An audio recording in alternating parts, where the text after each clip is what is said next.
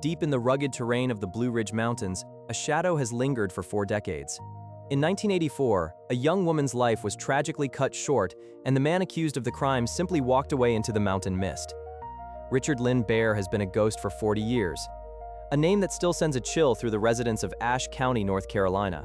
He didn't just run, he vanished while in the hands of the law. But how does a man stay hidden for a lifetime? And where is he now? This is the haunting story of a cold case that refuses to die, and the search for one of the South's most elusive fugitives.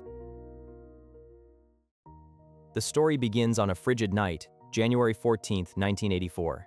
Sherry Kay Hart, a 22-year-old mother with a bright smile and her whole life ahead of her, was out with a friend in Jefferson, North Carolina. It was a typical Saturday night in a small town where everyone seemed to know everyone else. At a local restaurant, Sherry encountered 2 men, Richard Lynn Bare and Jeffrey Burgess. Witnesses would later recall seeing Sherry leave with the 2 men in Bare's vehicle. It was a decision made in a split second, a moment that would change the trajectory of dozens of lives forever. When Sherry didn't return home that night, the silence was deafening. Her family knew immediately that something was wrong. Sherry wasn't the type to just disappear, especially not from her young daughter. As the hours turned into days, the community of Ashe County mobilized. Search parties combed through the dense woods and snowy embankments of the high country.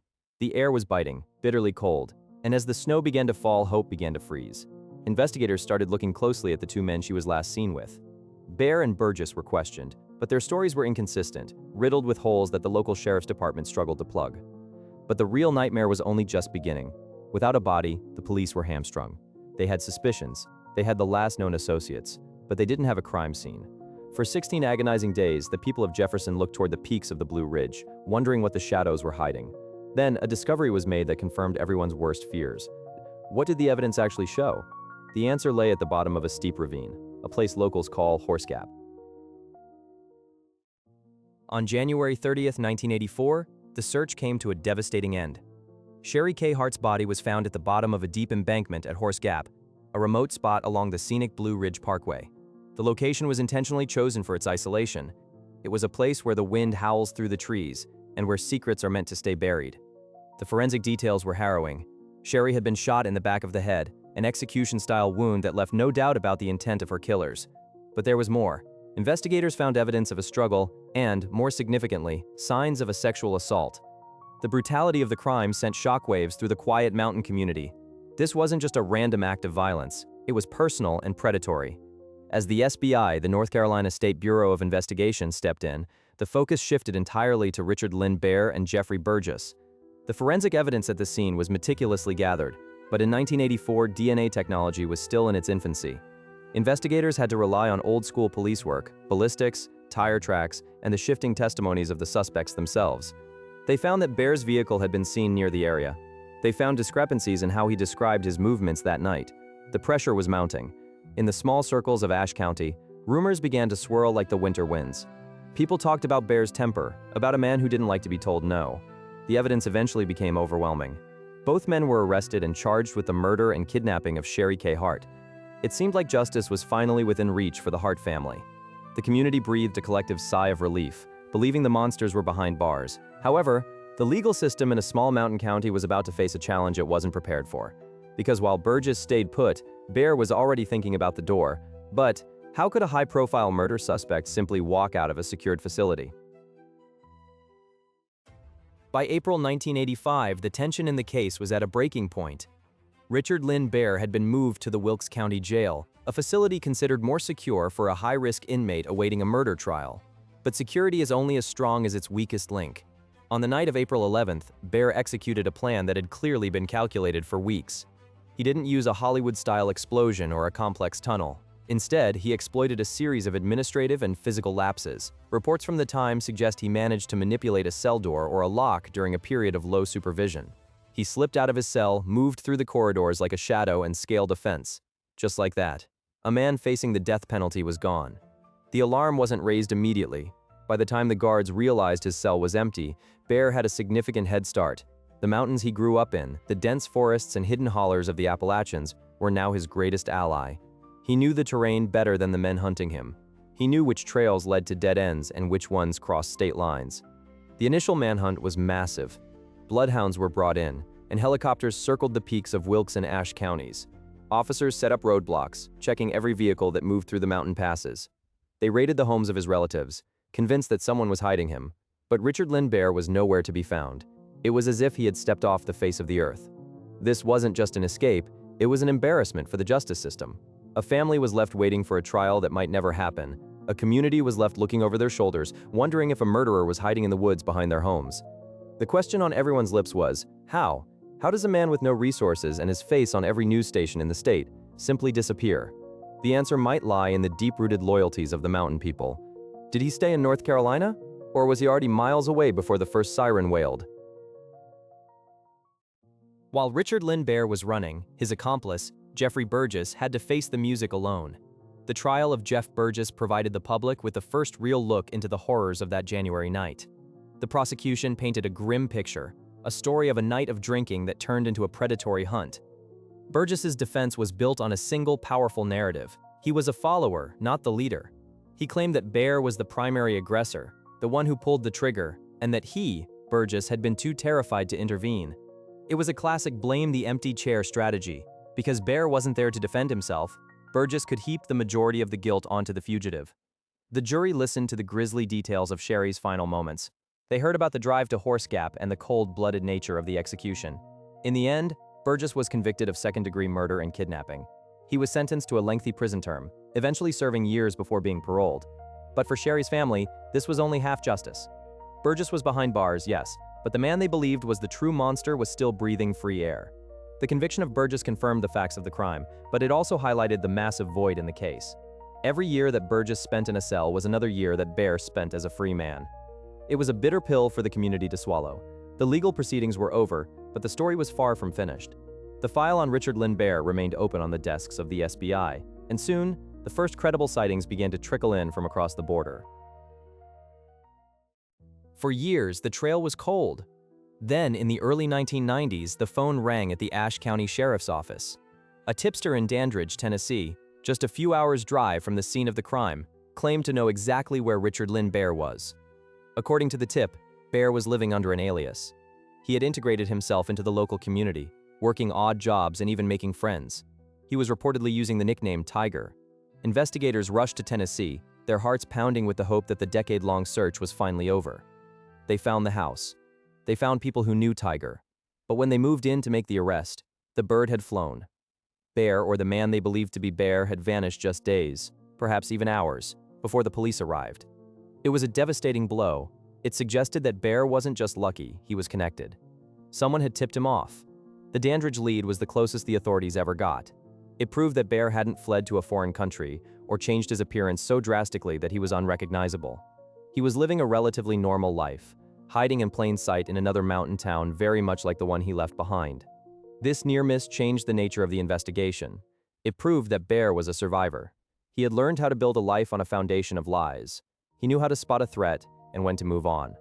After Tennessee, the sightings became more sporadic and less reliable. Some claimed to see him in Florida. Others swore they saw him back in the North Carolina mountains, visiting family under the cover of darkness. But with every passing year, the physical description of Richard Lynn Bare became less useful. The young man with the thick hair and sharp features was aging. Does a man's conscience age with him? Or does he simply become better at forgetting the past? Behind the police reports and the fugitive posters is a family that has been frozen in time since 1984. Sherry Kay Hart left behind a daughter who has grown up entirely in the shadow of her mother's murder. For 40 years, the Hart family has been the driving force behind this case. They have refused to let the name Richard Lynn Bare fade into obscurity.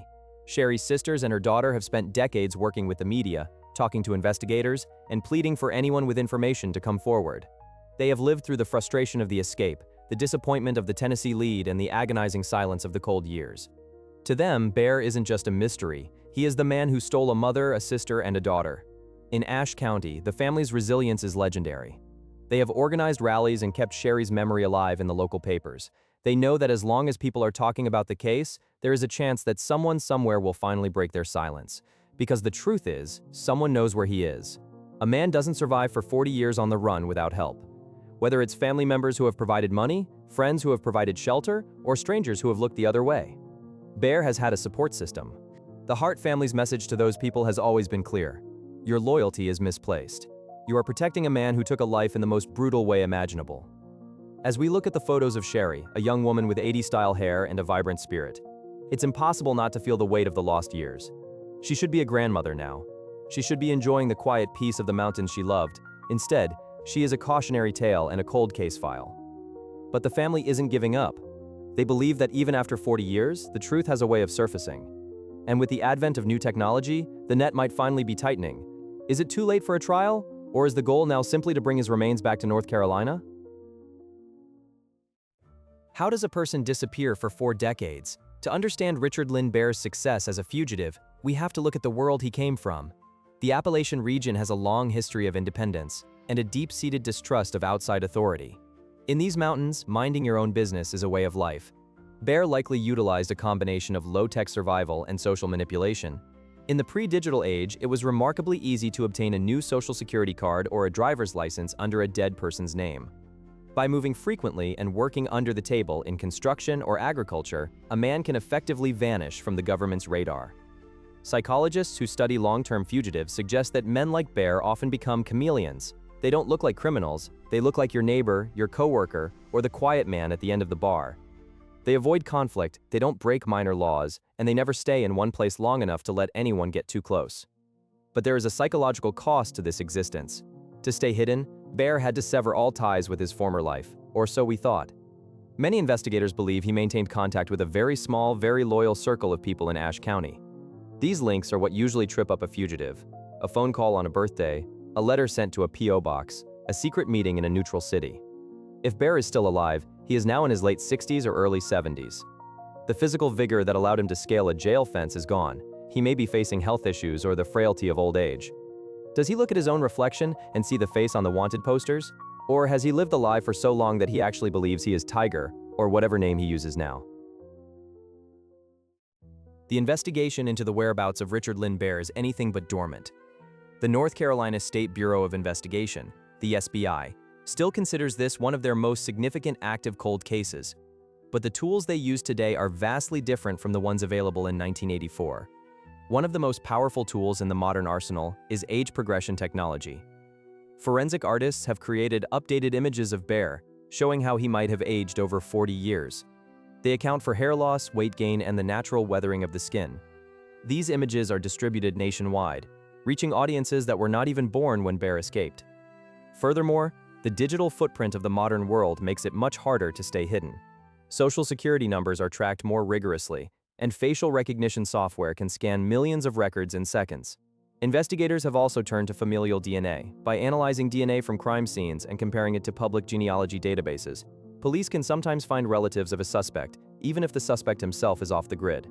In Bare's case, the SBI continues to follow up on every tip. They have traveled across the country to check out leads that seem promising. They have re-interviewed old witnesses, hoping that time has softened their loyalties or sharpened their memories. But time is a double-edged sword. As the years pass, the people who knew the truth are dying. The chances of a deathbed confession from an aging relative are high, but so is the chance that the secret will go to the grave with them. The question remains, is Richard Lynn Bare still alive?